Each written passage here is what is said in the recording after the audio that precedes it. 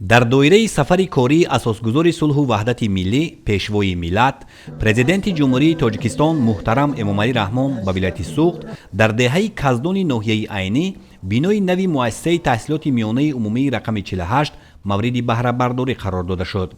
дар расми ифтитоҳи иншоот намояндагон аз ҳукумати ҷумҳурии тоҷикистон, роҳбарияти мақомоти иҷроияи ҳокимияти давлатии вилояти суғд ва ноҳияи айнӣ иштирок намуданд.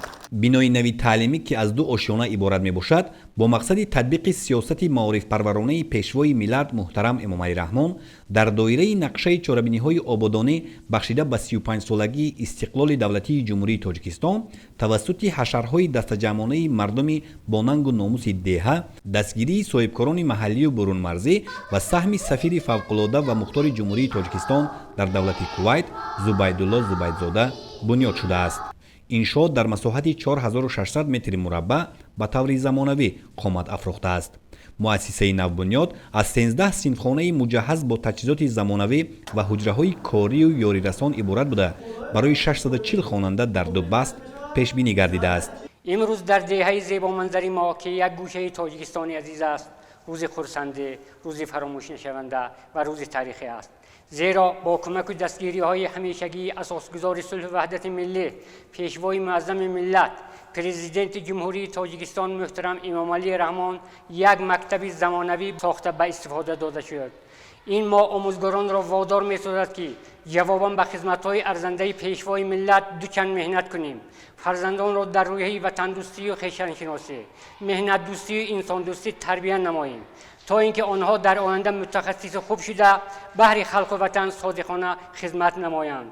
синфхонаҳои фаннии физика, химия, математика, биология, технологияи иттилоотӣ, омодагии ибтидоии ҳарбӣ ва ғайра бо навтарин таҷҳизоти озмоишӣ, компютер, тахтаҳои электронӣ, проекторҳо ва дигар ашёи зарурӣ барои таълим таъмин мебошанд.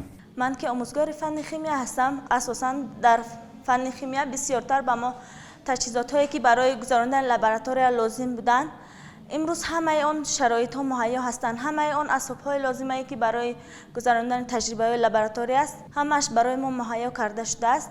мо бисёр миннатдор ҳастем.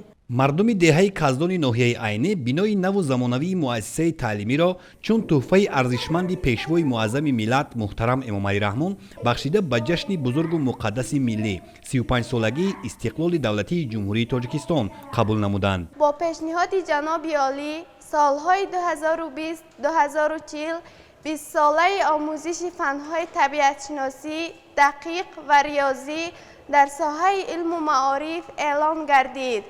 ин иқдоми пешвои муаззами миллат мо хонандагонро водор менамояд ки ба омӯзиши фанҳои мазкур таваҷҷӯҳи бештар зоҳир намоем, зеро дар раванди бо суръати тараққиёти илму техника бе дониши мукаммал комёб шудан амри маҳол аст. мо аз ин имкониятҳо самаранок истифода мебарем ва бо баҳои хубу аъло ва рафтори намунавӣ таҳсил менамоем.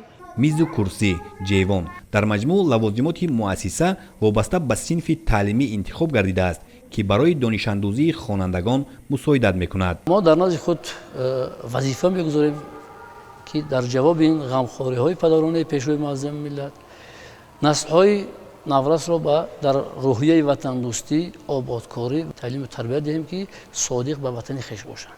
иншоот ҳамчунин дорои маҷлисгоҳ бо 80 ҷойи нишаст ва ошхона барои 100 нафар мебошад. фонди китобхонаи муассиса 2500 нусха китоби дарсӣ ва бадеиро ташкил медиҳад. ҳадаф аз бунёди бинои нави муассисаи таҳсилоти миёнаи умумии рақами 48 фароҳам овардани шароити мусоид барои хонандагони деҳаи каздони ноҳияи айнӣ ва фарогирии онҳо ба фанҳои таълимӣ дар низоми муосир мебошад. тавассути сиёсати хирадмандонаи пешвои миллат, сиёсати маорифпарваронаи пешвои миллат имрӯз дар деҳаи дурдасти каздон чунин як махзани илму дониш, махзане ки барои тайёр намудани кадрҳои баландихтисос хизмати босазо мегузорад аз ҷониби фарзандони балғору номуси деҳа сохта ва ба истифода дода шуд. ин аз омӯзгорон талаб мекунад ки дар оянда барои тайёр намудани кадрҳои баландихтисос саъю кӯшиши зиёде ба харҷ диҳем. маврид ба таъкид аст ки дар деҳаи каздон ба сифати таълиму тарбияи хонандагон аҳамияти махсус зоҳир мегардад. Хонандагони муассисаи мазкур дар озмуну олимпиадаҳои ноҳиявӣ вилоятӣ ва ҷумҳуриявӣ фаъолона иштирок менамоянд. аз ҷумла соли равон дар номинатсияи биологияи озмуни ҷумҳуриявии илм фуруғи маърифат хатмкардаи ин муассиса дар даври ниҳоӣ сазовори ҷойи якум шуд. мо хеле хурсанд аз он ҳастем ки дар деҳаи мо чунин як муассисаи замонавӣ сохта ва истифода дода шуд. ин дар рушди илму маорифи мамлакат як заминаи устувор мегузорад. ҳамчунин аз рӯи номинатсияи адабиёти муосири тоҷик дар озмуни ҷумҳуриявии фуруғи субҳи доноӣ китоб аст, як хатмкардаи дигар ба даври ҷанбастӣ роҳ ёфт ки боиси ифтихори омӯзгорону рӯҳбаландии хонандагон мебошад. синфхонаҳои муҷаҳҳаз бо ҳамаи техника ва технологияи муосир барои хонандагон дар фанҳои гуногун таъмин гардидааст ва хонандагон вазифа доранд ки хонанд, илм омӯзанд ва ояндаи ватани хешро обод созанд, чун ояндаи ин миллат маҳз мо ҷавонон ҳастем ва маҳз барои ҳамин пешвои миллат муҳтарам Эмомалӣ Раҳмон чунин шароитҳои созгорро баҳри мо фароҳам меоранд то ин ки таҳсили илм намоем. дар муассиса низоми нави радиошунавонӣ насб шудааст ки тавассути он хонандагон метавонанд маҳорати суханварии хешро сайқал диҳанд. از آموزگاران مسئولیتی بلند طلب می‌کند که باید آموزگاران برای اینکه در همین مؤسسه کار فعالیت کنند اول خودشون باید آماده باشند.